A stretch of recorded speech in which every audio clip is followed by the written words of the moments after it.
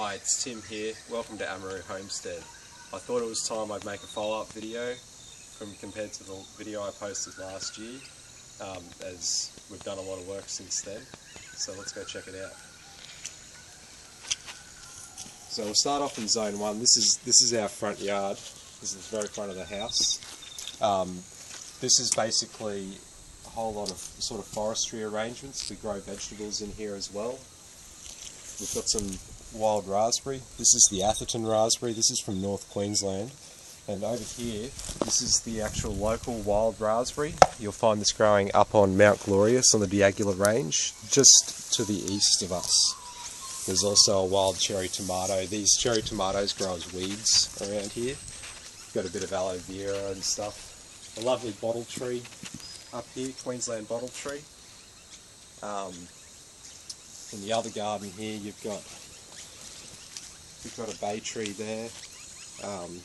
Nice for your spaghettis. Got lots of turmeric coming up, and I've just planted in here just some broccoli and kale and stuff like that, as we're just coming up to the autumn equinox, and it's a little bit cooler daytime temperatures with all this rain and stuff. So I've taken the punt and planted some of the winter things a little bit earlier. But let's keep moving. It's a 6.75 acre property, if anyone doesn't know, so there's quite a bit to get through. But we'll try and make this a productive walk. Here we've got a herb spiral. There's quite a few weeds growing in there, but there's quite a lot of herbs. There's some asparagus in there. There's five spice. There's basil. There's lemon basil. There's mint. There's lemongrass. There's lots of things growing there. Here's just one bed. There's a late crop of corn in there. There's some spaghetti squash seedlings, sugar snap peas. What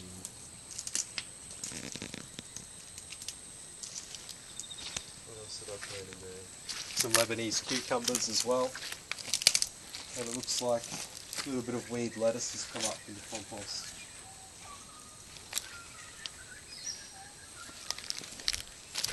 So through here, up the back there, we've got 15,000 litres in two tanks, two 7,500 litre tanks, plus a 2,000 litre tank there for additional garden use or for animals or cleaning or whatever we need.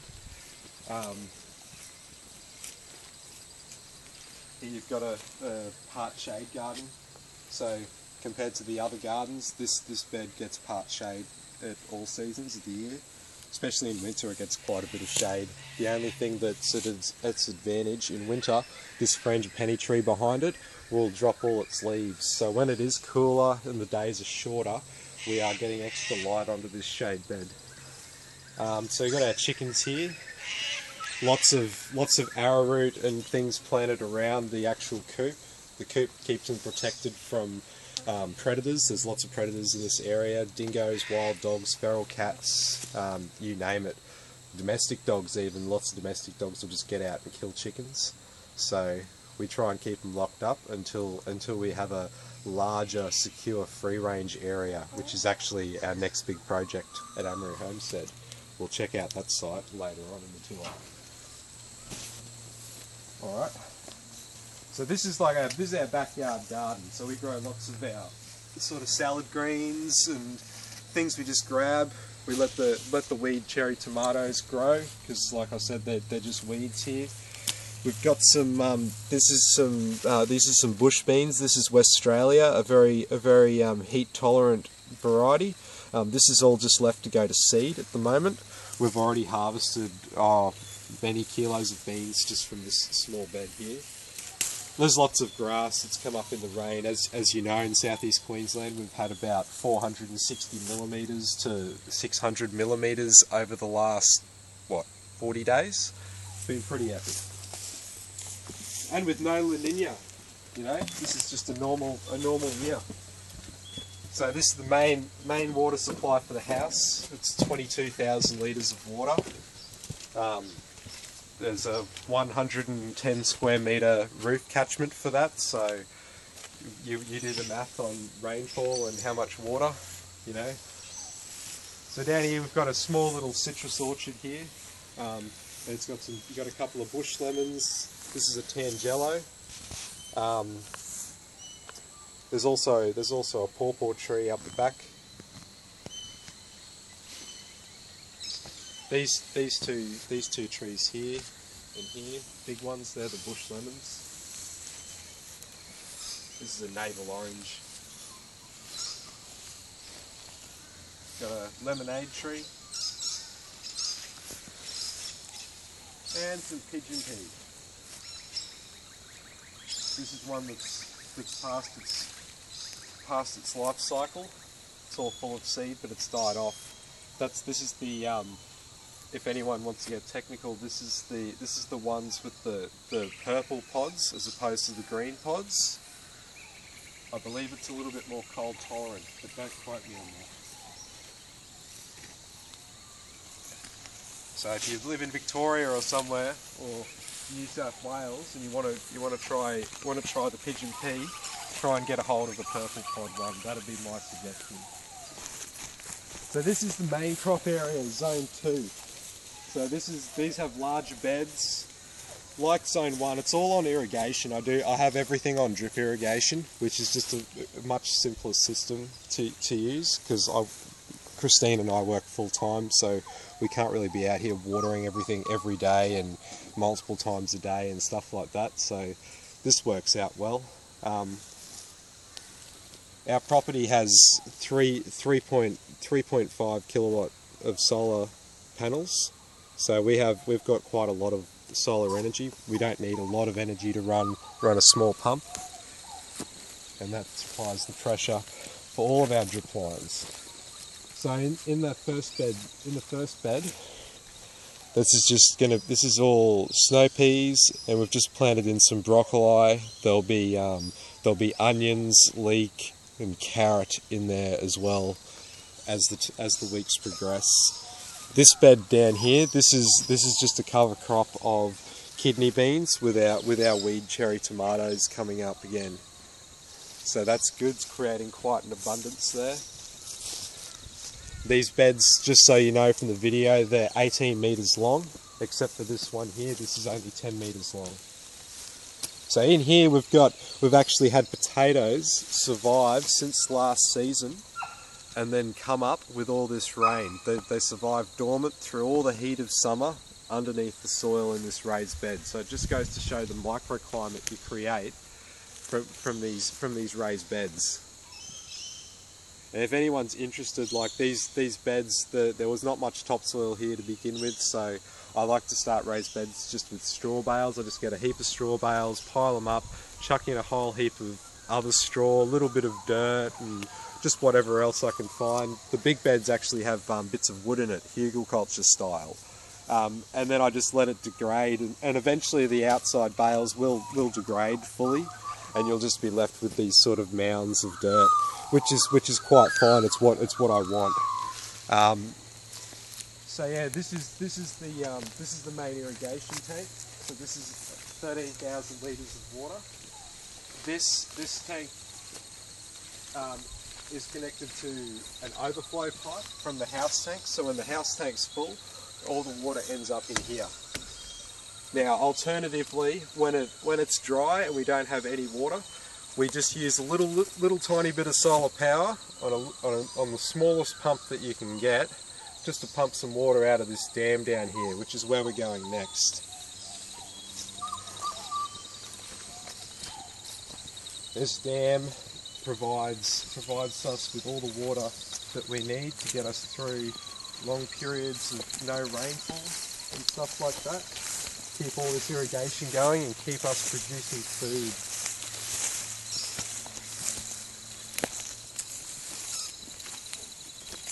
As you can see, the grass is quite long. This is only 3 weeks or so growth with this particular sort of grass. Yeah, it's great stock feed. It's not great when it invades areas where you don't plan to have grazing animals. But we'll move through. Okay, so here's some of our pasture. We've got a lot of cowpea growing down here. Before the start of the wet, I got out here and I scattered quite a lot of seeds. and some of it's gone better than others because there's more organic matter and mulch in some areas. So like say the areas that had a bit of mulch down, look at that, compared to this with no mulch, with the seeds just sitting on the surface. I mean, it's still growing, but it sort of died off a little bit in early February, when we had a little bit of dry conditions in between the January wet and the February wet, which the February wet is just rolling into the March wet. So very interesting times. So you can't even see the dam through the grass, with all the grass here. As you go further in, you'll be able to see that there's a dam down here.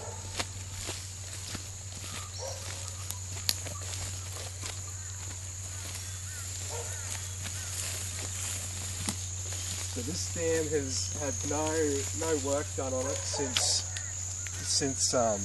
we moved in, and for many years before we even moved in. The previous owner was an older guy, and it got too much work for him, and he couldn't do anything with it.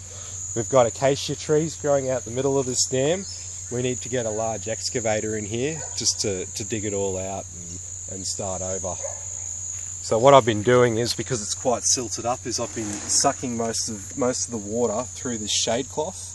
So what I do is I get some rocks and I get some milk bottles to act as floats, and I dig out an area around it so there's no organic material that's going to clog up from the outer side of the shade cloth. And then I put the suction hose in there, and then you can suck water out of the dam even though it's quite clogged up. And you know, under normal conditions you wouldn't just stick a suction hose in this sort of dam and try and suck things out. You're just going to clog up your pump.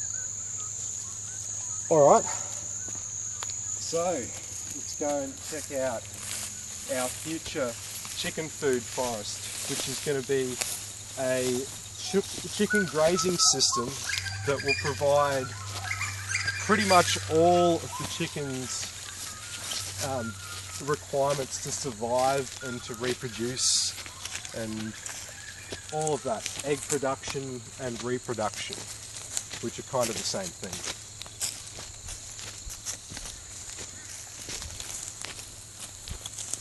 So with our chicken food forest, we're doing a series of swales. There'll be 3 swales. Each swale will have a fence in between it, so it will be rotated like 3 cells. We will grow a lot of green manures, depending on the season as to what we'll be planting through there. There'll also be a lot of trees such as mulberries that will drop their fruit and provide lots of yummy things for the chickens. We'll introduce things like wild raspberry, arrowroot, pigeon pea, things like that into that environment as well.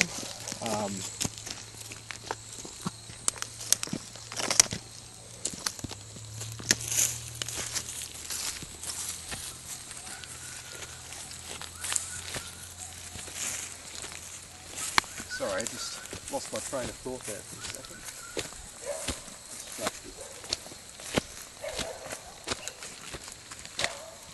Anyway, as you can see, lots of grass growth everywhere.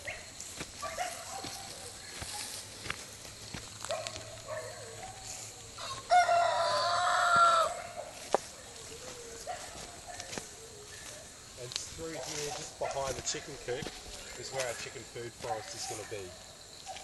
So, in addition to being our chicken food forest, the swales in this area are going to provide us with an additional function. We get quite a lot of water runoff coming down through this area.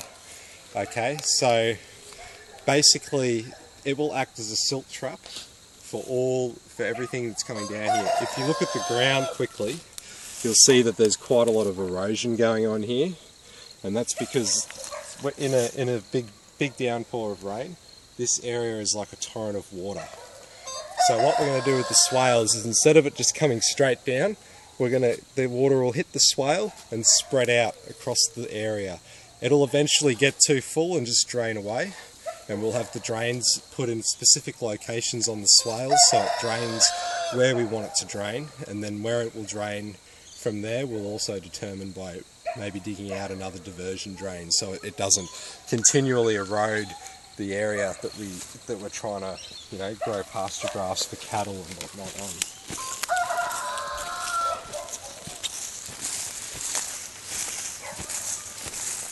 I think I'm going to run out of time on the video to cover everything. I might have to do another one for our actual food forest, but it'll only be a short video.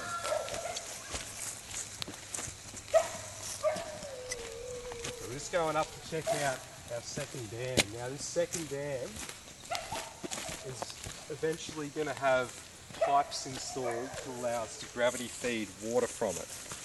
So this is going to be a big advantage to us, and will allow us to probably feed the chicken food forest with water directly from the dams.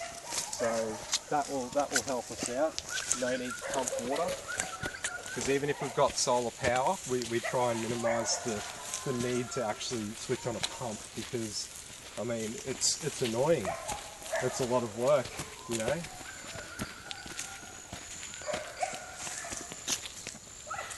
So here we go, here's the top dam, nice and full.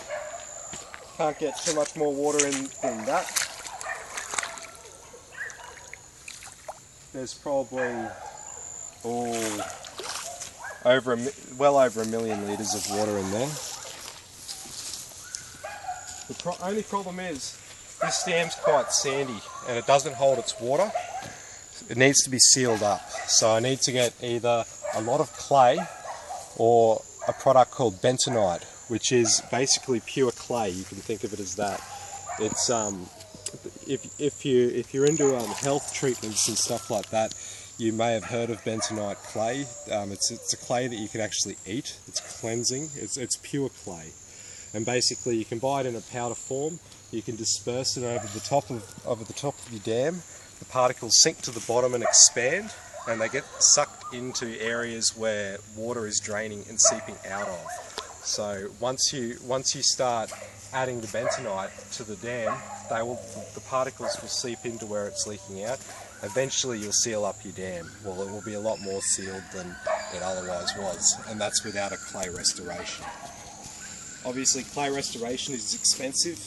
I don't have clay on my property in sufficient volumes to restore this dam, so that means I'd have to import the clay. The clay is very heavy. I need to get the clay up this hill to this dam. I have to get it installed. I'm looking at thousands and thousands of dollars just to fuck around with a dam and adding clay to it, when I think there's probably a cheaper option, and that's the bentonite. And I'd certainly try that one first before I went to the extremes and did it.